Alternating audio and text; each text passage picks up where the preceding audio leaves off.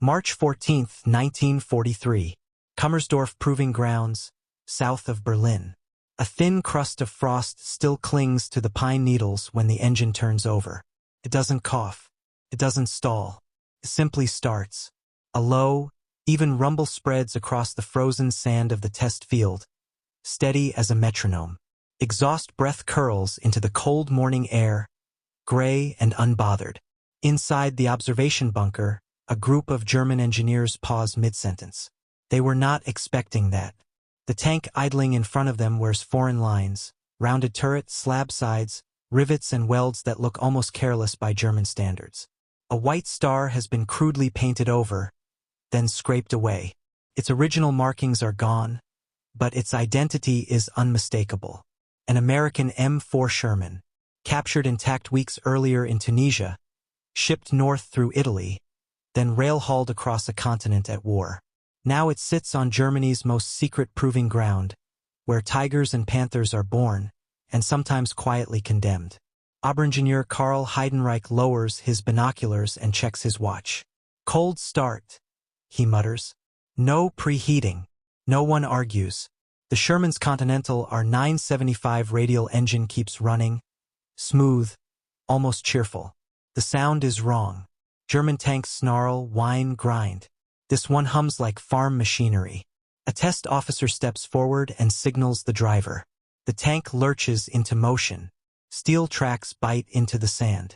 Suspension arms flex. The Sherman rolls forward without protest, turning wide, obedient arcs as if it's done this 1,000 times before, which, in truth, it probably has. Heidenreich watches closely. He is not a soldier. He is an engineer, educated at Charlottenburg, trained to believe that complexity is strength and precision is superiority. Everything about the Sherman offends that belief. The armor is thinner than a Panzer IV's. The gun, 75 mm, is adequate at best. The silhouette is tall, inelegant, almost naive. And yet, the tank accelerates again, climbs a shallow berm, crests it without hesitation. No throne track, no transmission shriek, no warning flags from the mechanics pacing alongside with clipboards in hand. Inside the bunker, someone clears his throat. Panther would not attempt that cold, another engineer says quietly. No one responds. The Sherman circles back, engine note unchanged. The driver, an American sergeant captured outside Sidi Bouzid, has been ordered to operate the vehicle as he normally would. No German driver could replicate the muscle memory. The sergeant shifts gears casually. The transmission responds without complaint. Heidenreich scribbles something in his notebook.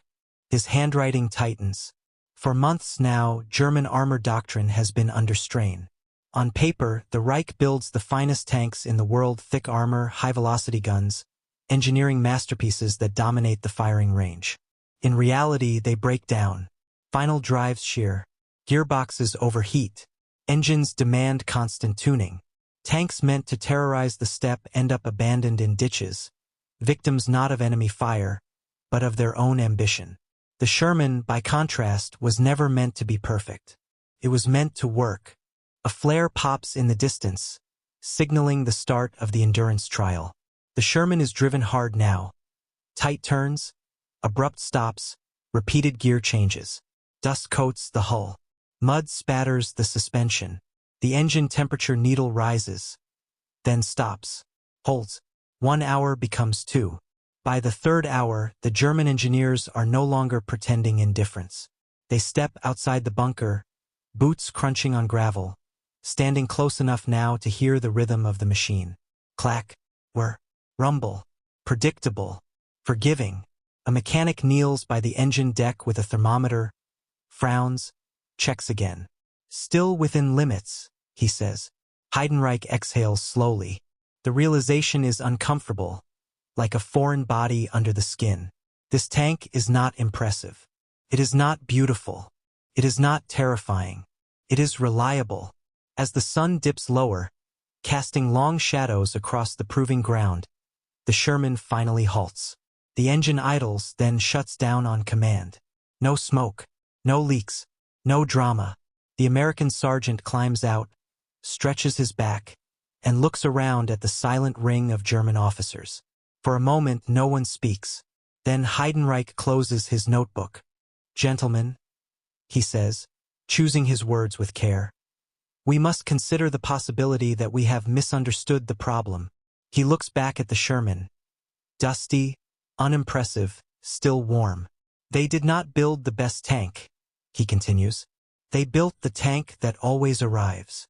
The words hang in the cold air, heavier than any shell. And for the first time that day, the captured Sherman feels less like a curiosity, and more like a warning.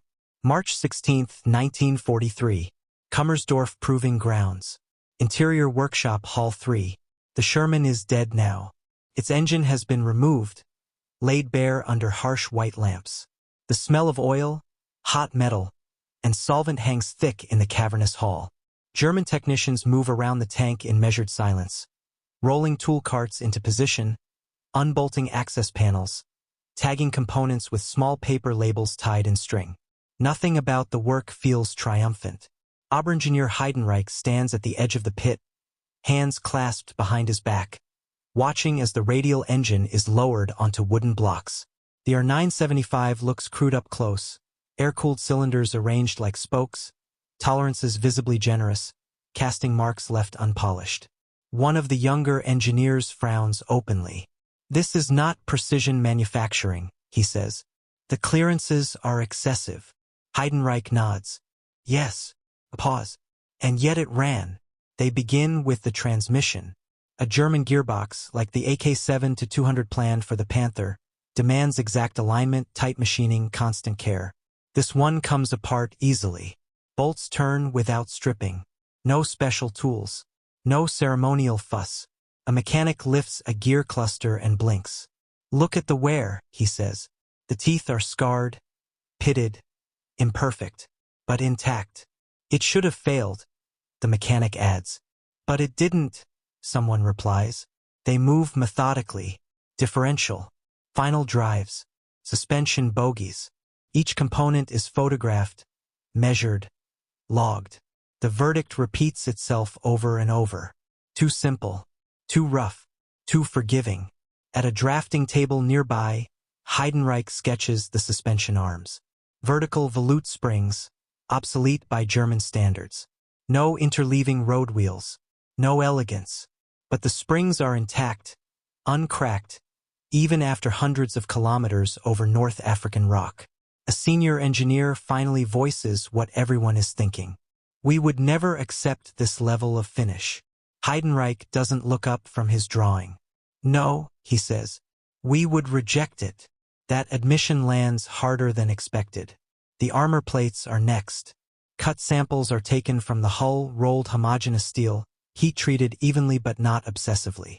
German armor prides itself on hardness, on resistance to penetration. But that hardness comes at a cost. Brittleness, cracking, spalling under stress. The Sherman's armor, by contrast, bends before it shatters. One metallurgist runs a finger along a fracture edge and nods slowly. "This would deform," he says, "but it would not explode inward." In the corner of the hall, the turret sits separated from the hull like a crown removed from a fallen king. Its traverse mechanism is exposed, powered by a hydraulic system that is laughably basic. And yet it works. A test rig is set up. The turret is rotated again and again, forward and back, under load. Never jams. A clerk reads aloud from a translated American technical manual, his accent flattening the English into something almost comical. "If component fails, replace entire unit." A ripple of quiet laughter passes through the room. Replace the entire unit. German tanks are repaired like watches, carefully, painstakingly, by trained specialists. The American philosophy is different. Remove the broken part. Install a new one. Move on. Heidenreich rubs his temple. That only works, he knows, if you can make thousands of identical parts. If factories are bombed and keep producing. If rail lines are destroyed and supplies still arrive. If the war is fought not just with brilliance but with scale. By the afternoon, the Sherman has been reduced to sections, its secrets catalogued. Chalk marks stain the steel. Notes fill clipboards. The initial smugness, so natural when examining an enemy machine, has evaporated. In its place is something far more dangerous. Respect. A test officer breaks the silence. Our Panther requires 150 hours of maintenance for every 100 hours of operation, he says. What is the Sherman's figure? A technician checks his notes. Approximately 20. No one corrects him. The numbers are obscene. Heidenreich finally straightens, turning to face the room. This tank, he says carefully, is not designed to win duels. He gestures toward the Panther blueprint pinned to the wall. That one is. Then he taps the Sherman's exposed hull. This is designed to survive war. Outside, the low rumble of rail traffic drifts across the proving ground. Another train. Another load of tanks, engines, spare parts, rolling west, rolling east, endlessly. Heidenreich understands now what the reports from the front have been trying to say. You can destroy a Sherman. You can outgun it. You can outmaneuver it. But you cannot make it stop coming. And that, he realizes, is what truly frightens them. March 18, 1943. Kummersdorf Proving Grounds. Conference Room B. The room is too warm. Coal heat seeps from the radiators, fighting the damp chill that clings to everything in late winter. A long oak table dominates the space, its surface scarred by decades of maps, coffee cups, and nervous fingers. Blueprints are spread across it now, Panther, Tiger, Panzer IV, and one that doesn't belong. The Sherman blueprint sits at the far end, printed on thin American paper, edges curling slightly. It looks out of place, like a joke someone forgot to remove. Heidenreich stands at the head of the table, pointer in hand. The endurance trials speak for themselves. He begins. This vehicle operated continuously for 11 hours with no mechanical intervention. A general clears his throat. And its armor? Inadequate by our standards. Its gun? Outclassed. A satisfied murmur ripples through the uniforms. Heidenreich does not sit down. Nevertheless, he continues, it will still be present on the battlefield tomorrow, and the day after, and the day after that. Silence returns, heavier now. He moves to the board and draws 2 columns. Panther. Sherman. Under Panther, the list grows quickly. Superior optics, high-velocity gun, sloped armor, battlefield dominance. Under Sherman. Ease of repair, standardized parts, tolerant engineering, rapid production. A colonel leans back in his chair. Are you suggesting, he asks, that we should build inferior tanks? The word inferior hangs there, smug and dangerous. Heidenreich chooses his reply carefully. I am suggesting, he says, that we are building tanks for engineers. They are building tanks for soldiers. That lands. A younger officer scoffs. Our crews demand superiority. They expect machines that can defeat the enemy. Yes, Heidenreich replies, and they deserve machines that start. A ripple of discomfort passes around the table. Reports from the Eastern Front have become impossible to ignore. Panthers arriving by rail only to break down before reaching the line. Tigers abandoned during retreats because towing them is impossible. Crews burning their own vehicles to prevent capture. All marvels of engineering. All useless when immobilized. A staff officer flips through a folder. According to intercepts, he says, the Americans replace entire powertrains in the field. Engines. Transmissions. In hours. A general snorts. Wasteful. Heidenreich nods. Only if you cannot afford it. He taps the Sherman blueprint again. They can. The room grows quiet as the implication settles in. Germany's factories are masterpieces, complex, precise, slow. Every tank is an achievement. Every loss is painful. American factories, by contrast, operate like rivers. Lose one tank, another arrives. Lose 100, 1,000 more follow. The argument shifts, becomes sharper.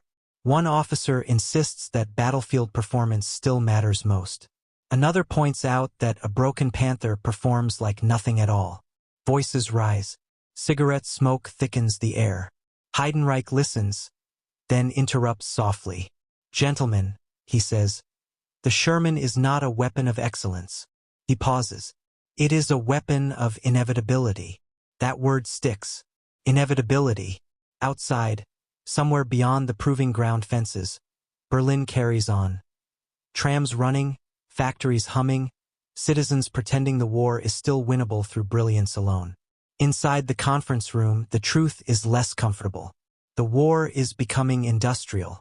And Germany, for all its genius, is not built for that kind of fight. The meeting ends without resolution. No orders are changed. No designs are abandoned.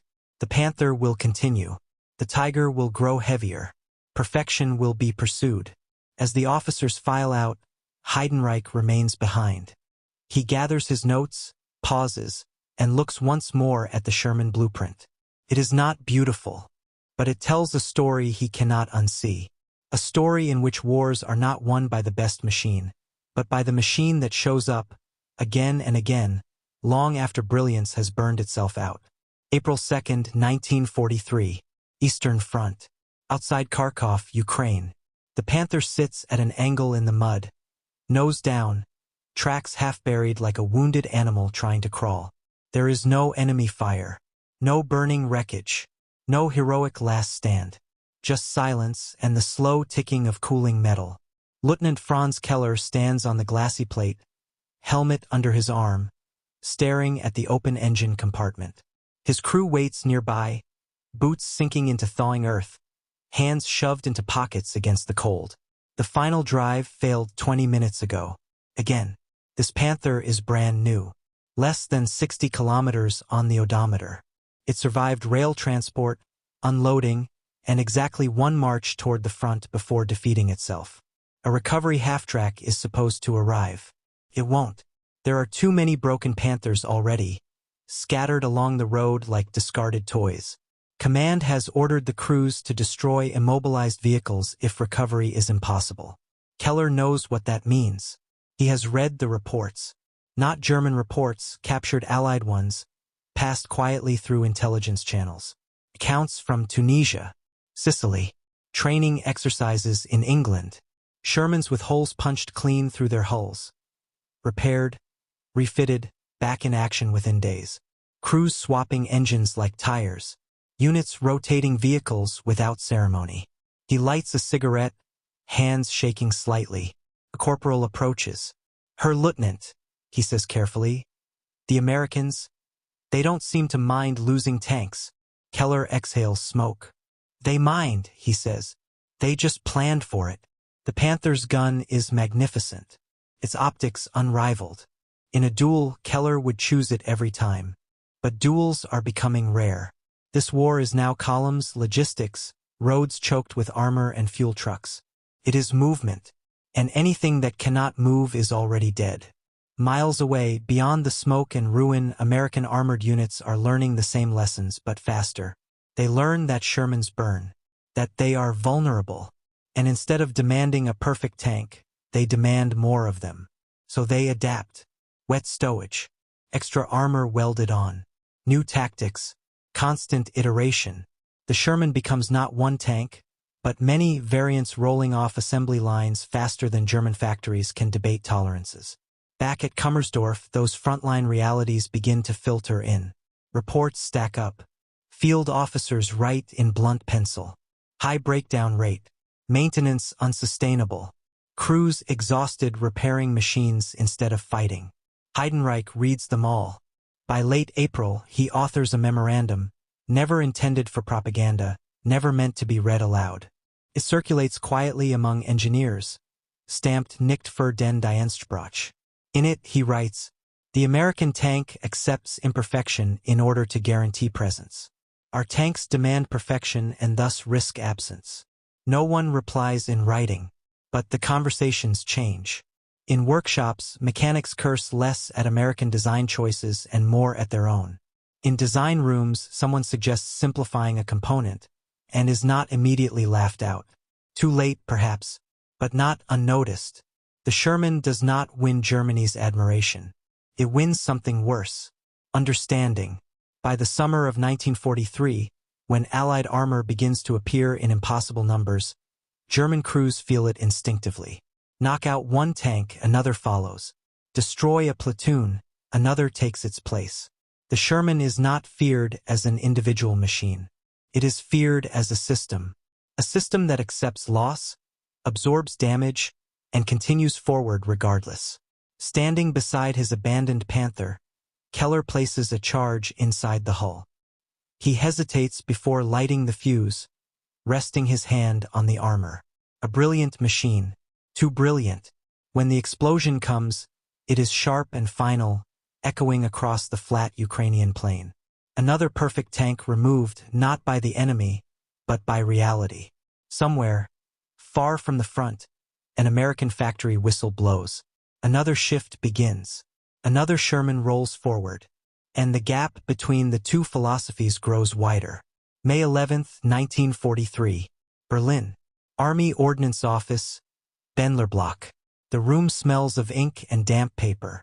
Rain streaks down tall windows, blurring the city beyond into gray shapes. Inside, a handful of senior engineers and officers sit shoulder to shoulder, folders stacked in front of them. No press, no speeches. This is not a meeting meant to inspire. It is meant to decide. Oberingenieur Heidenreich takes his seat near the end of the table. His memorandum lies open before him, margins filled with penciled notes added by other hands. He recognizes the handwriting of men who once dismissed the Sherman with open contempt. Now they underline passages. A general begins without ceremony.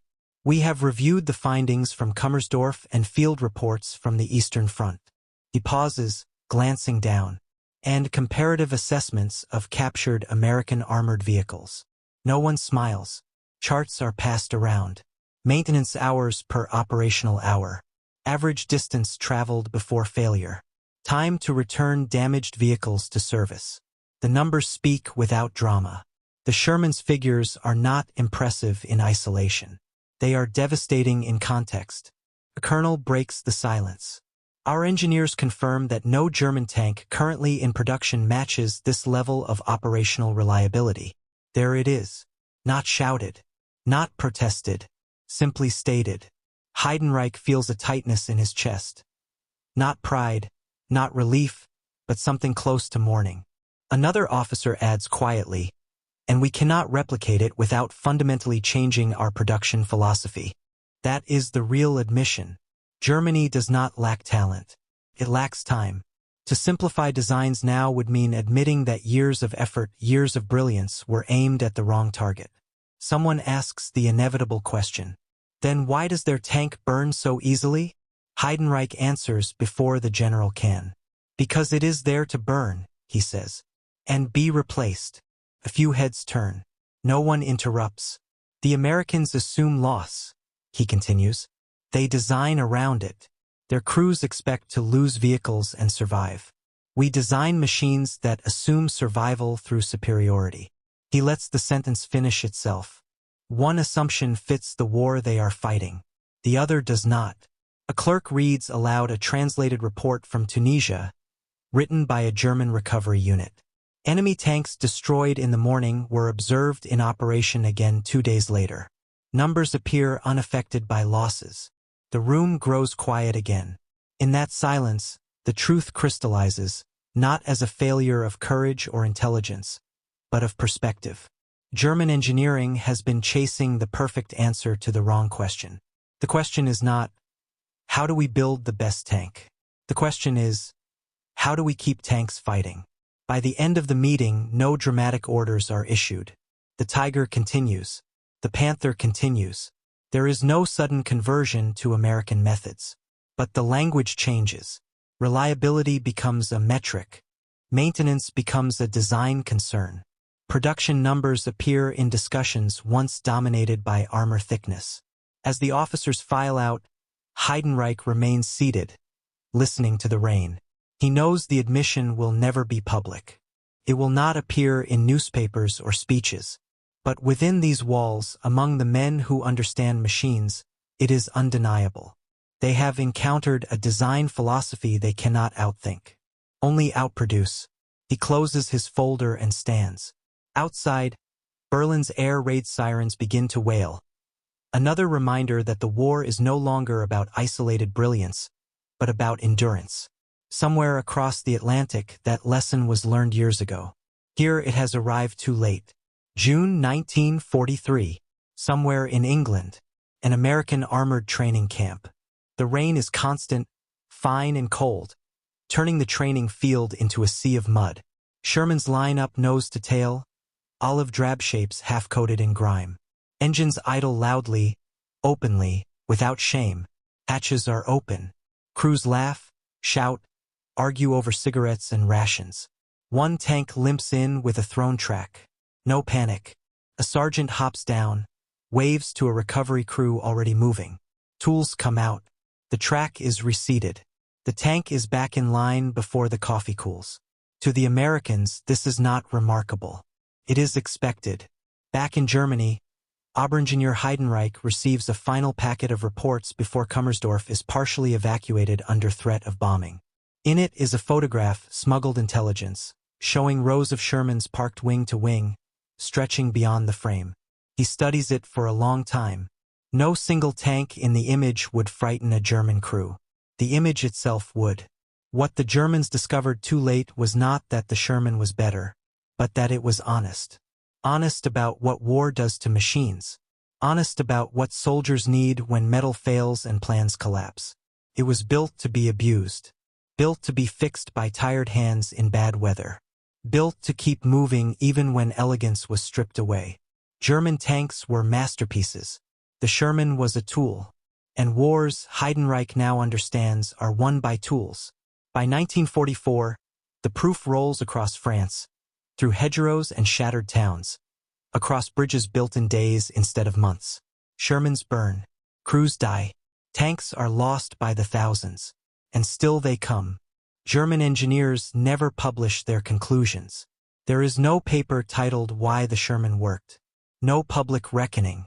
Just quiet acknowledgments in private letters, in margin notes, in conversations cut short when officers enter the room. But among those who studied the captured tank at Kummersdorf, the verdict is settled. They did not lose because their tanks were worse. They lost because the enemy built a machine that accepted reality and planned for it. Long after the war, when museums display panthers and tigers beneath soft lights, visitors marvel at their power, their complexity, their genius. Nearby, a Sherman often sits unnoticed, plain, boxy, almost humble, but the engineers who know history pause there longer. Because that tank was not designed to be remembered. It was designed to be replaced. And in that quiet, unglamorous choice, it changed the outcome of a war.